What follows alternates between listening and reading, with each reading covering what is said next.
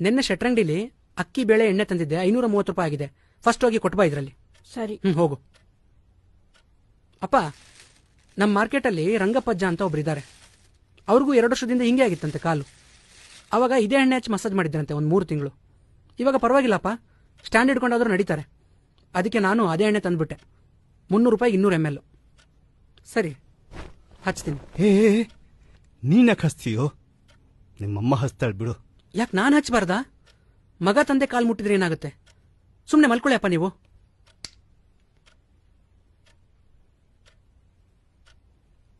ಈ ಕಾಲು ನಮ್ಮ ಸಂಸಾರದ ಭಾರನ ಹೊತ್ತಿರೋ ಕಾಲು. ಈ ಕಾಲು ನಮ್ಮ ಜೀವನದ ಬಂಡಿನ ನಿರಂತರವಾಗಿ ಎಳೆದಿರೋ ಕಾಲು. ಬರೀ 1 ವಾರ ಕೆಲಸಕ್ಕೆ ಹೋಗಿರೋ ನನಗೆ ಇಷ್ಟೊಂದು ಸುಸ್ತಾಗ್ತಿದೆ. ಇನ್ನು 30 ವರ್ಷ ಕಷ್ಟಪಟ್ಟಿರೋ ಈ ಕಾಲುಗಳು ಅದೆಷ್ಟು ದಣದಿರಬೇಡ. ಅದಕ್ಕೆ ಈ ಕಾಲುಗಳು ಈಗ ಹೀಗೆ ಮಲಗಿರೋದು. ಅಪ್ಪ ಅಪ್ಪ,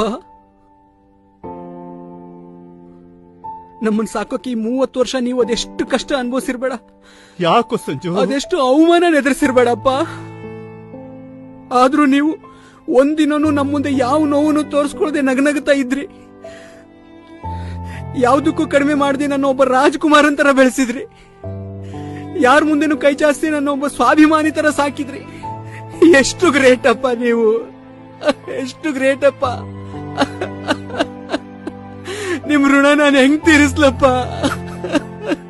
ಸಂಜು, ಸಂಜು, ಯಾಕೋ ಯಾಕೋ ಪುಟ್ಟ, ಯಾಕೆ ಅಳ್ತಾ ಇದೆಯೋ?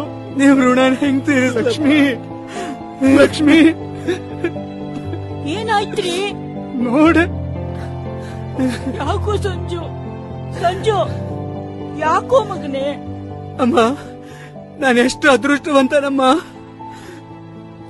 ಯಾರೊಬ್ರು ಹೇಳ್ತಾರೆ, ಅಪ್ಪ ಅಮ್ಮ ಇರುವಾಗ ನಮಗೆ ಅವ್ರ ಬೆಲೆ ಗೊತ್ತಾಗಲ್ಲ, ನಮಗೆ ಅವ್ರ ಬೆಲೆ ಗೊತ್ತಾಗಷ್ಟರಲ್ಲಿ ಅವರೇ ನಮ್ ಜೊತೆ ಇರಲ್ಲ ಅಂತ. ಆದ್ರೆ ನಾನೆಷ್ಟು ಅದೃಷ್ಟವಂತ ಅಂದ್ರೆ, ನೀವಿಬ್ರು ನನ್ನ ಜೊತೆ ಇದ್ದಾಗ್ಲೇ ನನಗೆ ನಿಮ್ ಬೆಲೆ ಗೊತ್ತಾಗಿದೆ. ನಾನೇನಾದ್ರೂ ಒಬ್ಬ ಚಕ್ರವರ್ತಿ ಆದ್ರೆ ಸಮಾಜ ದೃಷ್ಟಿಗೆ ನಾನೊಬ್ಬ ಚಕ್ರವರ್ತಿ, ಆದ್ರೆ ನಿಮ್ ದೃಷ್ಟಿಗೆ ಅವಾಗ್ಲೂ ನನ್ ಮಗನೇ. ಅದೇ ನಾನೇನಾದ್ರೂ ನಿಷ್ಪ್ರಯೋಜಕ ಆದ್ರೆ ಸಮಾಜ ದೃಷ್ಟಿಗೆ ನಾ 0, ಆದ್ರೆ ನಿಮಗೆ ಅವಾಗ್ಲೂ ನನ್ ಮಗನೇ. ಯಾಕೋ ಸಂಜು, ಯಾಕೋ ಏನೇನೋ ಮಾತಾಡ್ತಿದೀಯಾ? ಯಾರಾದ್ರೂ ನೋಯಿಸಿದ್ರೇನೋ? ನಾನ್ ಸಣ್ಣವನಿದ್ದಾಗ ನನಗ್ ಹೊಟ್ಟೆ ತುಂಬಾ ತಿನ್ಸಿ ನೀವು ಹೊರೆ ಹೋಟೆಲ್ ಮಲ್ಗಿದ್ರಿ. ದೇವಸ್ಥಾನದಲ್ಲಿ ಮಂಗಳಾರತಿ ತಗೊಂಡಿರೋ ಕೈನ ಮೊದಲು ನನ್ನ ತಲೆ ಮೇಲಿಟ್ಟು ಆಮೇಲೆ ನಿಮ್ ತಲೆ ಮೇಲೆ ಇಟ್ಕೊಂಡ್ರಿ. ಹಬ್ಬ ಬಂದಾಗ ನನಗ್ ಹೊಸ ಬಟ್ಟೆ ತೊಡಿಸಿ ನೀವು ಹಳೆ ಬಟ್ಟೆ ತೊಟ್ಕೊಂಡ್ರಿ. ಸಾಲ ಸೋಲ ಮಾಡಿ ಹೊಟ್ಟೆ ಬಟ್ಟೆ ಕಟ್ಟಿ ನನ್ನ ಓದಿಸಿದ್ರಿ. ಅಂದ್ರೆ ನೀವು ಜೀವನ ಪೂರ್ತಿ ಬರೀ ನನ್ ಬಗ್ಗೆನೇ ಯೋಚನೆ ಮಾಡಿದೀರಾ.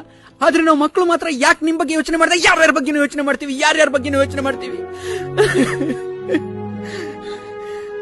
ಇಲ್ಲಪ್ಪ, ನಾನಿನ್ಮೇಲೆ ನಿಮಗೆ ಕೊಡ್ಬೇಕಾಗಿರೋ ಪ್ರೀತಿ ಎಲ್ಲೂ ಪೋಲಾಗಲ್ಲ. ನಾನ್ ನಿಮ್ಮನ್ನ ರಾಜರಾಣಿ ತರ ನೋಡ್ಕೋತೀನಿ. ಸಾರ್ಥಕ ಆಯ್ತಪ್ಪ, ಸಾರ್ಥಕ ಆಯ್ತು ನಾನು ನಿನಗೆ ಜನ್ಮ ಕೊಟ್ಟಿದ್ದು. ಇನ್ಮೇಲೆ ನನಗೆ ಈ ಕಷ್ಟ ಯಾವತ್ತೂ ಬರಲ್ಲ, ಬರಲ್ಲ. ನಾನು ನಿನಗೆ ಹೇಳ್ಬೇಕಾದ್ದೇನು ಇಲ್ಲ ಕಣ ಸಂಜು. ಆದ್ರೆ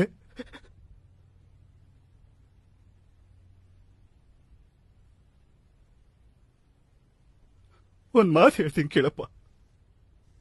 ಒಳ್ಳೆತನನ ಯಾವತ್ತೂ ಬಿಡ್ಬೇಡ. ಅದೇ ನಮ್ಮನ್ನು ಕಾಪಾಡೋದು ಕಣ ಸಂಜು.